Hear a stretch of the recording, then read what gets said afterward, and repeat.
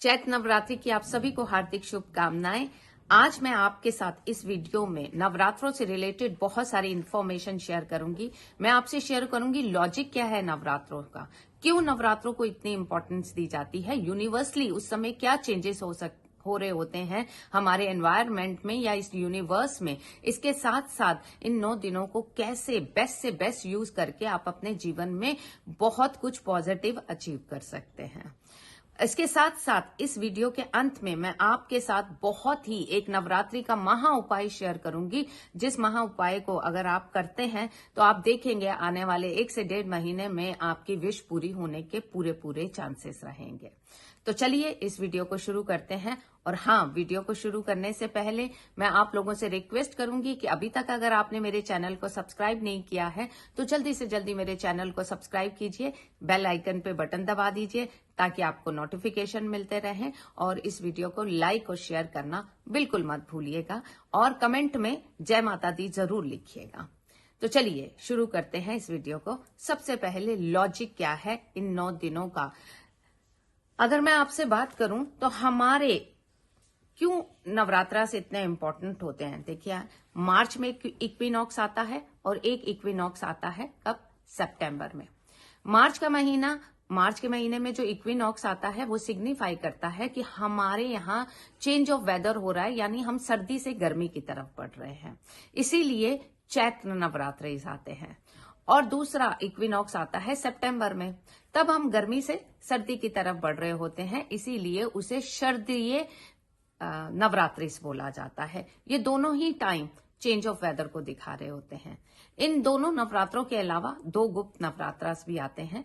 ये दोनों नवरात्रास जो गुप्त आते हैं वो गुप्त साधनाओं के लिए होते हैं, यानी जो लोग तंत्र मंत्र को सिद्ध करना चाहते हैं तो वो इन 9 दिनों का, जो गुप्त नवरात्रि के 9 दिन हैं, उसका भरपूर इस्तेमाल करते हैं और तंत्र और मंत्र को अपने जीवन में सिद्ध कर लेते हैं।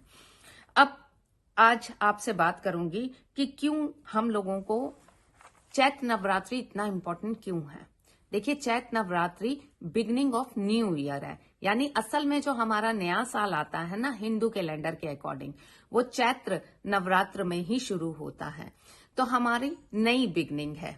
अगर आप देखें तो इस समय फसलें पक चुकी होती हैं, कट रही होती हैं या कट चुकी होती हैं, और खेत को खाली छोड़ दिया जाता है। खाली छोड़ने का मतलब क्या होता है, इस समय खेत को ये टाइम दिया जाता है, भूमि को ये टाइम दिया जाता है कि वो रेजुनेट करे, वो दोबारा से अपने अंदर वो शक्ति को भर ले, ताकि आने वाले समय में वो और अच्छी बहुत खूबसूरत फसलें दे सके।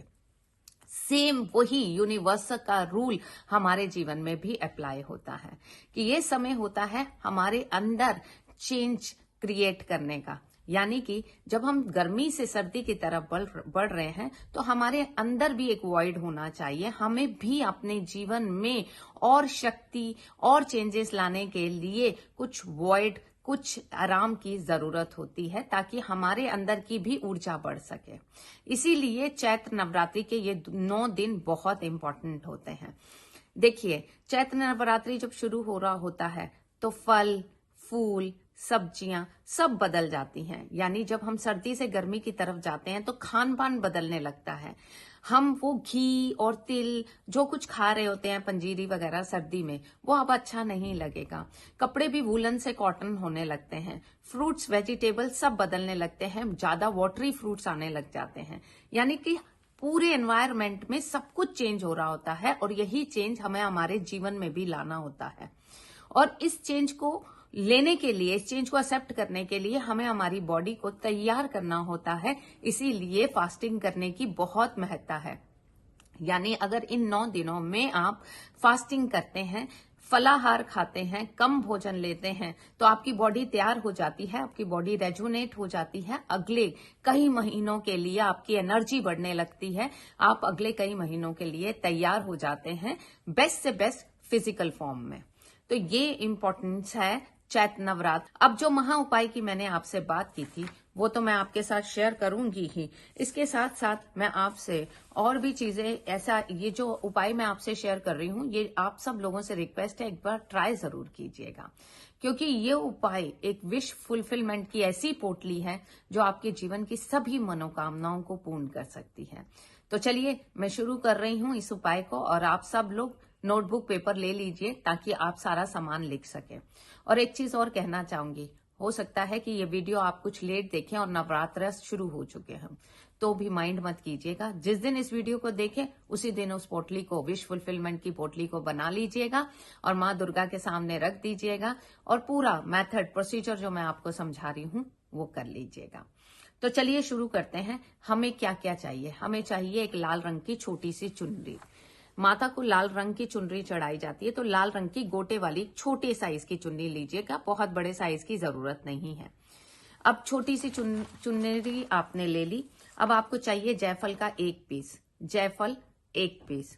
9 पीस आपको लौंग के चाहिए। हाँ, लौंग लेते समय ये ध्यान जरूर रखिएगा वो साबुत हो, उनके फूल हों, क्योंकि बिना फूल का लौंग आपकी विश को मैनिफेस्ट नहीं करेगा।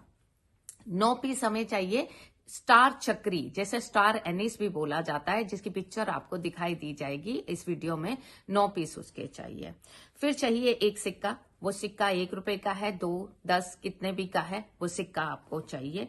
और एक नोट भी चाहिए आपको, वो 10, 20, 50, 100, 200 कितने भी रुपए का हो, किसी भी डेमोनेशन का वो नोट हो, किसी भी करेंसी का, किसी भी तरह की, मतलब 10, 20, 50 क्या कोई भी नोट हो सकता है।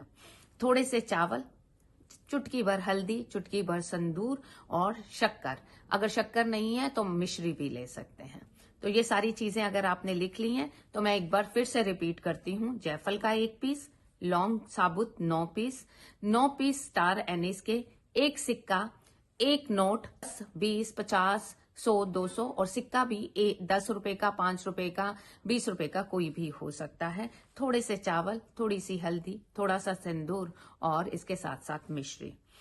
तो नवरात्रि के पहले दिन ही अगर आप सुबह सुबह इस रेमेडी को कर लेंगे, जब घट स्थापना कर रहे हो, और हो सके तो घट स्थापना भी जितना अर्लीस्ट टू अर्लीस्ट होना उतना कीजिए, लेट मत कीजिएगा। घट स्थापना जब सुबह सुबह की जाती है तो उसका महत्व ही कुछ और होता है। आपने चुनरी को पूजा के स्थान पे रखना है और इन सारी चीजों को चुनरी में बांट देना है। देखिए, सिंदूर, हल्दी हो सके तो आप छोटे छोटे पैकेट में भी रख सकते हैं, क्योंकि हो सकता है चुनरी से सिंदूर और हल्दी गिरनी शुरू हो जाए, तो आप उसे छोटे से किसी पाउच में भी डाल के रख सकते हैं। अब इस पोटली के आगे आपको दिया जलाना है। अगर ये पोटली आप माँ के चरणों में रख देंगे और माता के सामने अखंड जोत जल ही रही है तो इतना ही काफी है। अखंड जोत भी जरूर जलाइएगा। अगर आज तक आपने नहीं जलाई तो एक बार अखंड जोत जला के देखिए, क्योंकि अखंड जोत जब 9 दिन जलती है तो पूरे घर की नेगेटिविटी को खत्म कर देती है। अगर आपके यहाँ रिचुअल नहीं है तो कोई बात नहीं, तो सुबह शाम के दिए को जैसे जलाते हैं वैसे ही जलाते रहिए। आपने इस दिए को जला लिया। अब 9 दिन तक कंटिन्यूअस पूजा करनी है। एक माला आपको इस पोटली के आगे करनी है। ओम एम रीम कलीम चमुंडाए विच्चे सप्तशती का पाठ कीजिए, इस माला का जाप कीजिए और अपनी मनोकामना मन में रखकर इस माला का पाठ कीजिए। ठीक है, आपने ये सब कुछ कर लिया। 9 दिन पूरे हो गए। 10वें दिन आपको इस पोटली को खोलना है। हाँ, पोटली को बांधना भी है धागे से, मतलब चुनरी को धागे से बांध देना है। अब ये धागा कौन सा हो सकता है? ये धागा मोली का धागा भी हो सकता है। जरूर है, क्योंकि मैं ऊपर ये धागे के बारे में बताना भूल गई हूं। तो अगर आप सुन रहे हैं तो आपको समझ आ गया होगा। उस पोटली बनेगी ही तब जब आप चुनरी को धागे से बांध देंगे। ये पूरा हो गया, आपने धागा चुनरी से बांध दिया। अब 9 दिन पूजा करने के बाद आपने क्या करना है? इस धागे को खोल लेना है और इसमें से जायफल, लौंग, स्टार एनिस, चावल, इसको निकालकर आपको कपूर डालकर किसी दिए में जला लेना है और अपने घर में पूरी धुनी दे देनी है। पूरी धुनी इसकी दे देनी है, आपके घर की सारी नेगेटिविटी को ये खत्म कर देगा।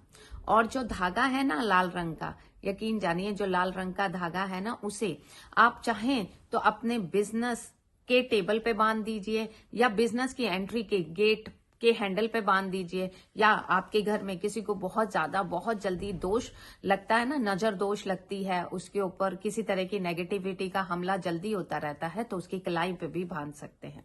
जैसे भी यूज करना चाहें इस धागे को यूज कर लीजिए।